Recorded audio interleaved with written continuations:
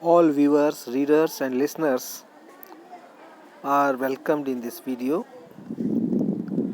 इस वीडियो में मैं डॉक्टर कुलदीप सिंह चर्चा करूंगा चैलेंजेस ऑफ नेशन बिल्डिंग के टॉपिक पर। और इस टॉपिक से रिलेटेड एक अलग सब टॉपिक है हिंड्रेंसेस इन नेशन बिल्डिंग। क्योंकि इस टॉपिक पर चैलेंजेस ऑफ नेशन बिल्डिंग पर एक वीडियो ऑलरेडी बनाया जा चुका है, तो ये उसका सेकंड पार्ट है। जो शेष सब टॉपिक्स रह गए हैं उनके ऊपर इसमें डिस्कशन होगा। तो लेट्स स्टार्ट डिस्कशन एंड सब topic is hindrances in nation building. Hindi में हम कहें तो इसे हम इस तरह समझ सकते हैं कि राष्ट्र निर्माण के मार्ग में बाधाएं, है ना। Questions may be that what are the hindrances in the way of nation building, और what hindrances a nation face? What hindrances does a nation face जो उस राष्ट्र के लिए बहुत ही हार्मफुल होते हैं, घातक होते हैं, और उसकी जो नेशन बिल्डिंग की जो प्रोसेस है उसे हिंडर करते हैं, उसमें बाधा पहुंचाते हैं। तो कई ऐसे एलिमेंट्स हैं, कई ऐसे हिंड्रेंसेस हैं जो नेशन बिल्डिंग के पाथ को हार्म पहुंचाते हैं। तो आइए उनको हम डिस्कस करते हैं one by one. First hindrances is the regionalism. We are talking about India, है ना। So we are discussing nation building in the perspective of India. सो इंडिया की अपनी अलग प्रॉब्लम्स हैं, अपने अलग इश्यूज़ हैं, अपने अलग समस्याएं हैं। उन इश्यूज़ को ही मद्देनज़र रखते हुए हम इस सब टॉपिक पर डिस्कस कर रहे हैं। तो as far as hindrances are concerned, out of these one is regionalism. Regionalism का मतलब होता है क्षेत्रवाद। इसका मतलब है कि people have regional aspirations, people have regional feelings. उनको जिस एरिया में वो रहते हैं, जिस लोकेलिटी में जिस वो रहते हैं, जिस यू कैन से कि रीजन में वो रहते हैं, रीजन का मतलब एरिया होता है, उसके प्रति उनका एक लगाव हो जाता है, अटैचमेंट हो जाता है, और वो उसी के बेटरमेंट के बारे में सोचते हैं, और वो दूसरे रीजन से अपने आप को डिफरेंट समझते हैं। लेकिन जैसे जैसे ये भावना बढ़ती है और मजबूत होती है, तो यह देश के लिए, देश की एकता और अखंडता के लिए खतरा पैदा कर देती है। क्योंकि रीजन के बेस पर ही सिटीजन सोचना शुरू कर देते हैं, और वो अपने रीजन को ज़्यादा इम्पोर्टेंस देते हैं, और उसमें कहीं राष्ट्र पीछे रह जाता है। ठीक है। तो regionalism is a very serious hindrance in the way of nation building. बहुत सारी क्षेत्रीय पार्टियां हैं जो भारत में राजनीति करती हैं। उनका जो मुख्य ऑब्जेक्टिव होता है, जो मेन ऑब्जेक्टिव होता है, वो अपने रीजनल एस्पिरेशंस को, अपने रीजन्स को प्रमोट करना होता है। तो it halts the nation building, process of nation building. Another important or significant hindrance is casteism. Casteism is also an hindrance in the way of nation building. और जातिवाद, जैसे कि आप समझते हैं कि ये इंडिया क्या एक बहुत ही पेचीदा, कॉम्प्लेक्स आस्पेक्ट आप कह सकते हैं इसको, या इसको आप कह सकते हैं कि ये भारत की समाज का, इंडियन सोसाइटी का बहुत ही कॉम्प्लेक्स एलिमेंट है, और पूरा समाज इस एलिमेंट से ही एक तरह से कंसर्न्ड है, उससे बंधा हुआ है, और बहुत सारी बातें, बहुत सारी चीज़ें कास्ट ही डिसाइड करती है। तो it's a very serious factor that has become a hindrance in the way of nation building. हम देखते हैं कि peoples are divided on the basis of caste. There are a lot of castes in India. अगर हम संख्या की बात करें तो 6000 से ज़्यादा जो है कास्ट हैं भारत के अंदर, और ये 6000 कास्ट का मतलब है कि देश के जो लोग हैं वो 6000 टुकड़ों में बटे हुए हैं। तो ये बहुत ही ख़तरनाक चीज़ है। अगर जैसे जैसे उनके अंदर अपनी कास्ट को लेकर के रिजिडिटी बढ़ेगी और सुपीरियरिटी का जो उनका जो भाव है वो ज़्यादा मजबूत होगा, तो वो फिर जाहिर सी बात है कि वो दूसरी जो कास्ट के लोग हैं उनको ज़्यादा टॉलरेट नहीं करते या टॉलरेट नहीं करेंगे, और फिर उनके साथ जो है उनकी यूनिटी या उनकी जो टुगेदरनेस है वो भी इफ़ेक्ट होगी। जब ये चीज़ होगा तो फिर इससे फिर clearly obviously it will halt the nation building, process of nation building. तो जातिवाद अपने आप में एक बहुत बड़ी समस्या भी है और एक बहुत बड़ा रोड़ा है, अवरोधक है राष्ट्र निर्माण की प्रक्रिया में। Next one is communalism. Communalism का मतलब होता है सांप्रदायिकता, या हम किसी एक रिलीजन बेस्ड हेट्रेड फीलिंग्स जो होती हैं उसको कम्युनलिज्म कहते हैं। कम्युनलिज्म का मतलब है कि hatred feelings on the basis of religion, कि एक धर्म के लोग दूसरे धर्म के लोगों को अपना नहीं मानते, है ना, वो अपने ही धर्म के लोगों को अपना मानते हैं। They feel attachment with the people having the similar language religion, sorry, okay. तो ये अगर इस तरह की जैसे जैसे ये कम्युनलिज्म बढ़ेगा, जात धर्म के नाम पर लोगों में नफ़रत भी बढ़ेगी, और जब ये नफ़रत बढ़ेगी तो ये देश के डिवीज़न की तरफ ले जा सकती है। इससे देश को काफ़ी नुकसान उठाना पड़ सकता है। तो communalism is a very fatal, very dangerous hindrance as far as unity of the nation is concerned, as far as the integration or integrity of the nation is concerned। बहुत ज़्यादा खतरनाक चीज़ है सांप्रदायिकता, और इस सांप्रदायिकता के कारण ही India has faced one partition in 1947।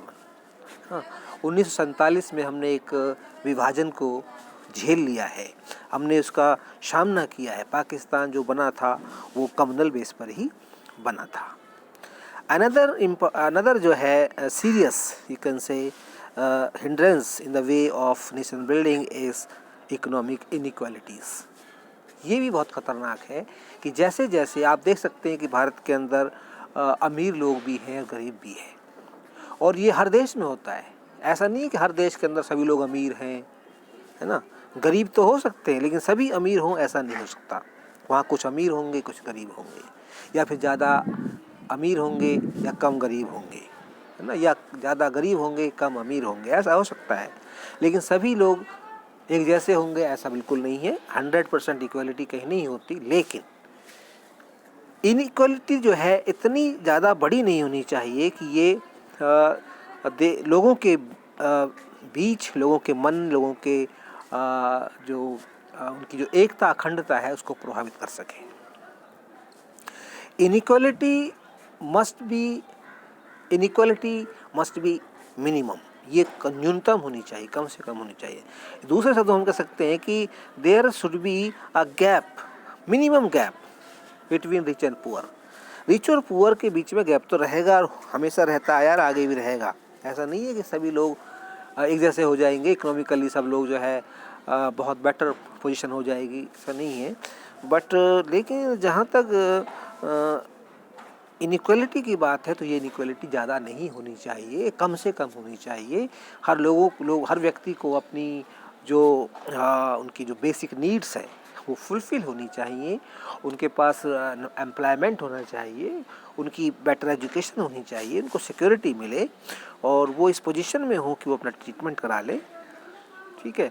तो इस तरह की स्थिति होनी चाहिए। ऐसा नहीं कि लोग मोहताज हो जाए खाने के लिए, दाने दाने के लिए तरसें, लोग फुटपाथ पे सो रहे हैं, इस तरह की कंडीशन नहीं होनी चाहिए।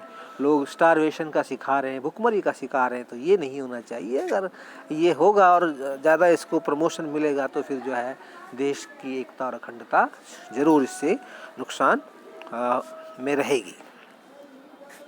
तो economic inequalities also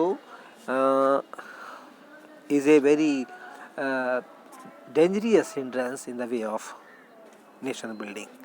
Another dangerous hindrance is terrorism. Terrorism, आतंकवाद इसको हम कहते हैं हिंदी में। तो आतंकवाद का मतलब है कि लोग अपनी ज़रूरतों को पूरा करने के लिए या अपनी कम्युनिटी के फेवर में टेरर का और दहशत का सहारा लेते हैं। वो आतंक के रास्ते में चलते हुए पूरी कम्युनिटी के लिए खतरा पैदा कर देते हैं। तो इस तरह से अगर टेररिज्म बढ़ेगा, पीछे हमने देखा है कि बहुत ज़्यादा ये टेररिज्म का दौर चला है। पिछले 2-3 दशकों में ये टेररिज्म बहुत ज़्यादा रहा है और इसने वर्ल्ड वाइड इसका हमने एक तरह से प्रोलिफरेशन देखा है कि ये पूरे विश्व में लगभग ये फैल गया। यूरोप, अमेरिका, अफ्रीका, कोई देश, एशिया, इससे कोई भी ऐसा महाद्वीप नहीं था जो कि इससे प्रभावित ना हुआ हो। जहाँ तक इंडिया की बात है तो इंडिया में भी लगातार हमले होते रहे, आतंकी हमले, चाहे वो पुलवामा अटैक हुआ हो रिसेंटली, है ना, चाहे वो पठानकोट में हुआ हो रिसेंटली, और उसके अलावा उससे पहले भी हमारे संसद भवन पर भी अटैक हुआ, और Mumbai attacks, Mumbai serial bombs जो थे, एक्सप्लोजन्स को हम देख सकते हैं कि किस तरह से भारत को नुकसान उठाना पड़ा इस टेररिज्म की वजह से। तो जैसे जैसे टेररिज्म ज़्यादा बढ़ेगा और टेररिज्म अपना ज़्यादा असर उठाएगा, उससे देश की एकता और अखंडता खतरे में पड़ेगी। तो इस तरह से terrorism plays very you can say serious role in halting the process of nation building. राष्ट्र निर्माण की प्रक्रिया को अवरोध पहुंचाने में, उसको नुकसान पहुंचाने में टेररिज्म भी एक बहुत सीरियस रोल प्ले करता है। Another hindrance is external influence. External influence का मतलब है कि बाहरी या विदेशी शक्तियों का हस्तक्षेप, इंटरफेरेंस ऑफ द एक्सटर्नल और फॉरेन फोर्सेस। जब बाहर की शक्तियां हमारे देश में दखलंदाजी करेंगी, हमारे देश में हस्तक्षेप करेंगी, तो वो भी हमारे राष्ट्र निर्माण की जो प्रक्रिया है उसको कमज़ोर करती है। जैसे हमने कई बार युद्धों का सामना किया है ना। पाकिस्तान ने 3-4 बार हमारे ऊपर छोटे बड़े हमले किए, है ना। 2 बड़े हमले 1965 में उसने किया एक हमारे ऊपर, और एक 1971 में किया। 1962 में चाइना ने एक अटैक किया था, एक हमला किया था। तो इससे भी देश कमज़ोर होता है, इससे भी देश को बहुत नुकसान होता है। फिर कारगिल हुआ। तो ये जो है राष्ट्र निर्माण की प्रक्रिया को नुकसान पहुंचाते हैं। इसमें एक पॉइंट छूट गया है, लिंग्विस्टिक फीलिंग्स। लिंग्विस्टिक फीलिंग्स भी, यानी भाषा के आधार पर, भाषाई भावनाएं, भाषा के आधार पर एक क्षेत्र में रहने वाले लोग जिनकी भाषा एक है और वो भाषा के आधार पर अपने आप को एक जो है अपने आप को एक सेपरेट आइडेंटिटी के तौर पे देखते हैं कि वो हमारी अलग पहचान है, because we speak a different language than the people living with them, यानी उन लोगों के साथ रह रहे हैं लेकिन उनसे वो अलग भाषा बोलते हैं। तो इस तरह से जो भाषा है, भाषा के आधार पर भी वही हेटरेड फीलिंग्स आ जाती हैं। जैसे कास्ट के नाम पर हेटरेड फीलिंग्स आती हैं, जैसे कम्युनलिज्म के नाम पे आती हैं, जैसे रीजन के नाम पे हेटरेड फीलिंग्स आती हैं, और ऐसे ही लैंग्वेज के नाम पर भी हेटरेड फीलिंग्स आ जाती हैं, और लोग आपस में जो है एक दूसरे से नफरत करते हैं ड्यू टू द लैंग्वेज। तो अगर इस तरह की जो फीलिंग है, जो हेटरेड फीलिंग है, वो बढ़ती है, उसको प्रमोशन मिलता है, तो इससे देश को नुकसान पहुंचता है। कई बार हमारे साउथ इंडिया में द्रविड़िस्तान मूवमेंट चला था, तमिल्स का जो आंदोलन है वो यही था, यही था कि वो उनकी लैंग्वेज अलग है, डिफरेंट है, उनकी अपने आप की अलग पहचान समझते हैं वो। और उन्होंने वहाँ एंटी हिंदी मूवमेंट चलाया था कि जो हिंदी बोलने वाले लोग हैं वो तमिलनाडु से बाहर चले जाएं। तो ये कितनी खतरनाक सोच है, कितनी खतरनाक बात है। इस तरह से अगर ये सोच ज़्यादा बढ़ती है तो इससे बहुत ज़्यादा नुकसान होता है, ना सिर्फ देश को बल्कि देश के लोगों को भी।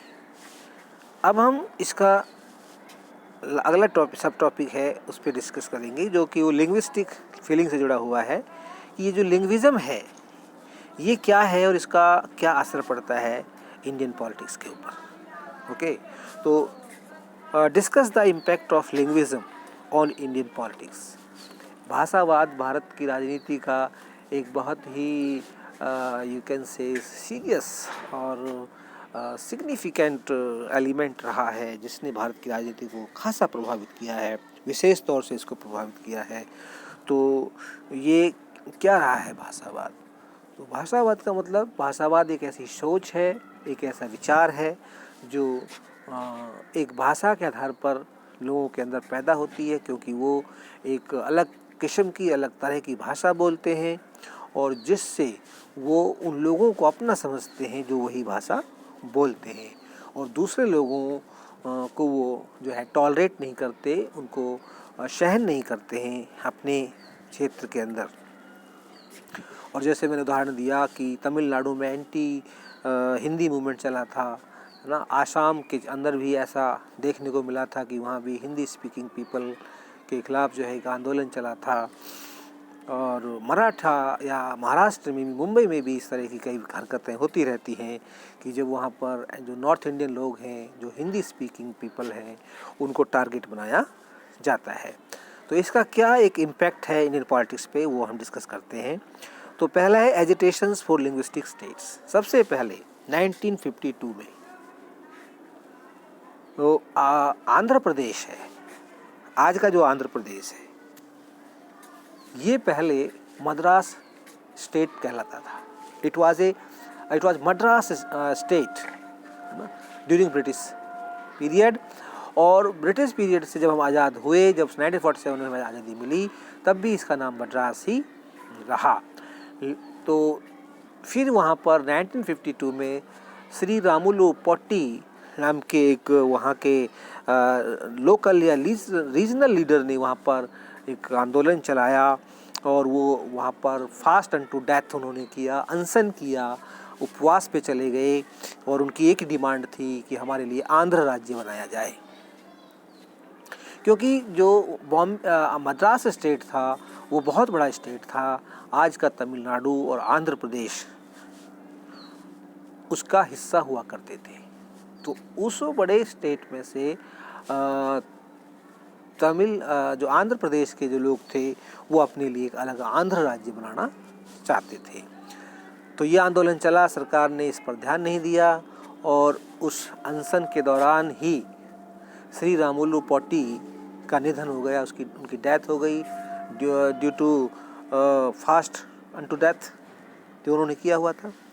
इससे वहाँ पर और ज़्यादा लोगों में जो है इसकी नाराज़गी हो गई, लोग जो हिंसक हो गए, वायलेंट हो गए, बड़ी तोड़ फोड़ हुई, आगजनी हुई और फिर लोग सड़कों पे आ गए और उन्होंने उस मांग को और ज़्यादा मजबूती से उठाया और सरकार को इसमें फिर झुकना पड़ा और उन्हें घोषणा करनी पड़ी 1953 में एक अलग आंध्र राज्य का निर्माण हो गया।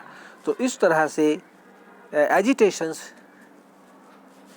हुए भाषा के आधार पर और फिर ये एक एग्जाम्पल बन गया दूसरे स्टेट्स के लिए और वहाँ भी लोगों ने भाषा के आधार पर नए स्टेट बनाने के लिए एजिटेशंस करने शुरू कर दिए।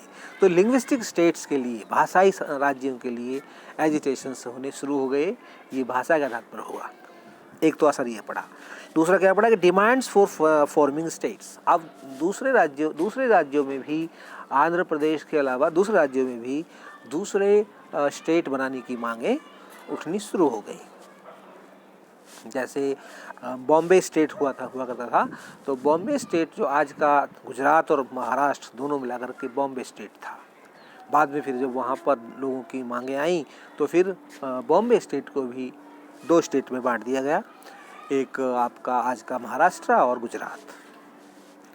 इसके साथ ही फिर तीसरा इसका जो इम्पैक्ट है वो है रीऑर्गेनाइजेशन ऑफ स्टेट्स।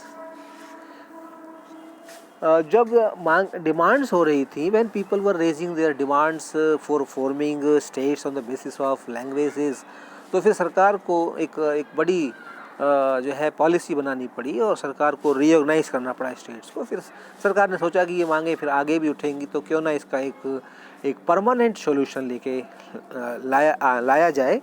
और फिर जो है गवर्नमेंट ने, सरकार ने जो है, सेंट्रल गवर्नमेंट ने स्टेट्स को रीऑर्गेनाइज किया on the basis of language. अधिकतर करने की कोशिश यही की कि जो जिस क्षेत्र के अंदर एक भाषा वाले लोग, जैसे हरियाणा की बात होती है, हरियाणा और पंजाब भी ऐसे ही बने थे। यहाँ भी पंजाबी स्पीकिंग पीपल के लिए आंदोलन हुआ पंजाब में, और हरियाणा में भी इस तरह की डिमांड थी कि भाई जो हिंदी स्पीकिंग जो क्षेत्र है उसको हरियाणा बनाया जाए। तो फिर इस तरह से स्टेट्स का समय समय पर रीऑर्गेनाइजेशन होता आया है। अगला है arousing of the feelings of regionalism. ये जो लिंग्विज्म की जो फीलिंग है ये रीजनलिज्म को बढ़ाती है, क्योंकि लैंग्वेज लोग बोलते हैं और लोग एक क्षेत्र में रहते हैं, तो सीधी सी बात है कि वो क्षेत्रवाद वहाँ बढ़ता है। क्षेत्रवाद का बढ़ने का कारण होता है धर्म, भाषा, लैंग्वेज। तो लैंग्वेज जो है, लैंग्वेज ने फीलिंग ऑफ रीजनलिज्म को भी उभारा है, उसको प्रमोट किया है। तीसरा है बाउंड्री डिस्प्यूट्स। और इस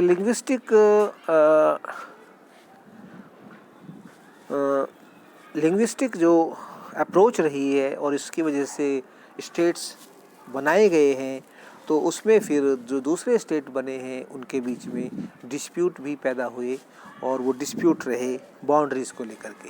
यानी कि जो राज्य बनाया वो राज्य जो है उस राज्य के जो लोग थे वो खुश नहीं हुए। उनका कहना था कि हमारा कुछ ना कुछ हिस्सा दूसरे राज्य में छूट गया है और हमारी जो बाउंड्री डिमार्केशन है वो सही नहीं हुई है। तो इसने क्या है, बाउंड्री डिस्प्यूट्स को जन्म दे दिया। जैसे हरियाणा और पंजाब का एक उदाहरण हो सकता है कि हरियाणा और पंजाब में चंडीगढ़ को लेकर के आज भी जो है रस्साकसी चल रही है, और वो पंजाब उस पर अपना दावा करता है, हरियाणा अपना दावा करता है। उसके लिए बहुत सारी कवायद भी हुई है, सेंट्रल गवर्नमेंट ने भी एफर्ट्स किए हैं, ट्रिब्यूनल्स बने हैं, लेकिन अभी भी जो मामला है वो अनसेटल्ड है। कुछ विलेजेस हैं, से अबोहर फजिल्का के जो गांव हैं, उन पे भी हरियाणा अपना दावा करता है कि ये हिंदी स्पीकिंग रीजन्स हैं और इन्हें जो है हमें दिया जाए। इसके साथ ही हैम्परिंग नेशनल यूनिटी। अगला जो है इसका इम्पैक्ट ये हुआ है कि लिंग्विज्म की वजह से देश की एकता, देश की अखंडता, राष्ट्रीय यूनिटी, राष्ट्रीय एकता खतरे में पड़ती रही है। कई बार ऐसे समय आए हैं कि जब इसने देश की यूनिटी को बहुत नुकसान पहुंचाया है, और देश के डिवीज़न तक तो खैर बात नहीं पहुंची, लेकिन डिस्टर्बेंस बहुत हुआ, इंटरनल डिस्टर्बेंस हुआ, और इस वजह से भारत को इसका काफ़ी नुकसान उठाना पड़ा। तो these are the impacts of linguism on Indian politics. इसने भारत की राजनीति को इस तरह से प्रभावित किया है। भाषा के आधार पर बहुत सारी क्षेत्रीय पार्टियां भी हैं जो अपनी भाषा को प्रमोट कर रही है। अकाली दल है पंजाब में, उनका वो जो है अपनी भाषा में वहाँ पर जो है लोगों से डायलॉग करते हैं, बातचीत करते हैं और भाषा को प्रमोट करते हैं। आप बात कर सकते हैं कलकत्ता में या बंगाल में, देख सकते हैं कि तृणमूल कांग्रेस है, वो भी वहाँ जो बंगाली लैंग्वेज है उसी को प्रमोट करती है। तो ऐसी DMK, AIDMK जो तमिलनाडु में है वो तमिल लैंग्वेज को प्रमोट करती हैं। तो इस तरह से हम इसे समझ सकते हैं। अब लास्ट में हम इस जो चैप्टर है इसका एक कंक्लूजन निकालते हैं कि भाई सही मायने में फिर नेशन बिल्डिंग है क्या, और ये नेशन बिल्डिंग कैसे जो है इंटैक्ट रह सकती है, और ये राष्ट्र निर्माण की जो प्रक्रिया है वो राष्ट्र को कैसे मजबूत कर सकती है। तो आइए इसके बारे में चर्चा कर लेते हैं। तो nation building is not a parochial aspect but it is a comprehensive aspect. Nation building को एक छोटी अवधारणा नहीं है या एक छोटी प्रक्रिया नहीं, ये निरंतर चलने वाली, इट्स ए कॉन्स्टेंट प्रोसेस। एक तो एक आस्पेक्ट है और दूसरा एक प्रोसेस है। आस्पेक्ट कॉम्प्रहेंसिव है। कॉम्प्रहेंसिव का मतलब है कि राष्ट्र निर्माण एक छोटे अर्थ में हम ना लेकर के इसको बड़े अर्थ में लेते हैं। एक विराट स्वरूप है इसका, और विराट स्वरूप ये है कि ये देश की एकता और अखंडता की बात करती है और लोगों को जोड़ने की बात करती है ना। सभी लोग, सभी धर्मों के लोग, सभी जातियों के लोग एकजुट रहें, एक साथ रहें, ये नेशन बिल्डिंग ऐसा चाहती है, और वो नेशन बिल्डिंग के लिए ज़रूरी भी है। अगर लोग अपनी जाति या धर्म के नाम पर या भाषा के नाम पर या क्षेत्र के नाम पर आपस में कन्फ्रंट करेंगे, उलझेंगे, झगड़ा करेंगे, तो इससे नेशन बिल्डिंग जो प्रोसेस है वो ना सिर्फ उसमें बाधा उत्पन्न होगी बल्कि देश का विकास, देश का डेवलपमेंट भी रुक जाएगा। तो nation building is a comprehensive aspect. Its objective is to bring unity among people, among citizens. ये लोगों में एकता स्थापित करना चाहती है। It is a feeling of unity and togetherness among the citizens of country across their caste, race, religion, language etcetera. यानी कि लोगों की भाषाएं कुछ भी हों, लोगों का धर्म कुछ भी हो, जाति कुछ भी हो, उनकी रेस कोई भी हो, लेकिन वो सब लोग एकजुट रहें, एकता के साथ रहें, ऐसी भावना को ही हम नेशन बिल्डिंग की भावना कह सकते हैं। In brief, we can say that it is a process of integration and bringing all people living in a country under one national identity and cultural central authority। यानी कि सभी लोग एक सेंट्रल अथॉरिटी के अधीन रहें और सबकी अपनी एक साझा पहचान हो, एक नेशनल आइडेंटिटी हो, बेशक से उनकी जाति धर्म कुछ भी हो। इस तरह की अगर आइडेंटिटी हम बनाते हैं और इसको प्रमोट करते हैं तो इसे हम नेशनल बिल्डिंग कह सकते हैं। और नेशन बिल्डिंग के लिए ये ज़रूरी है कि सब लोग यूनाइटेड रहें, एकजुट रहें, क्योंकि united we stand, divided we fall ना। Union is strength. किसी भी देश के लिए यूनिटी का होना बहुत ज़रूरी है, तभी वो देश तरक्की कर सकता है। तो इस तरह से हमने इस चैप्टर को समझने का प्रयास किया है कि नेशन बिल्डिंग क्या है और नेशन बिल्डिंग के लिए हमें क्या ज़रूरी है, और नेशन बिल्डिंग के सामने चैलेंजेस क्या हैं, उन चैलेंजेस को हम कैसे दूर कर सकते हैं। फिर नेशन बिल्डिंग के मार्ग में क्या अवरोधक हैं, क्या हिंड्रेंसेस हैं, ये भी हमने देखा। हमने लिंग्विज़म को भी जो है डिस्कस किया कि लिंग्विज़म क्या है और इसके क्या इम्पैक्ट्स हैं इंडियन पॉलिटिक्स के ऊपर। ये सारी चीज़ें हमने इसमें देखी हैं। तो इस वीडियो नोट में इतना ही। इस वीडियो नोट को यहीं ख़त्म करते हैं। वीडियो आपको अच्छा लगे तो इसे शेयर करना ना भूलें और इसे लाइक भी करें। Thank you very much.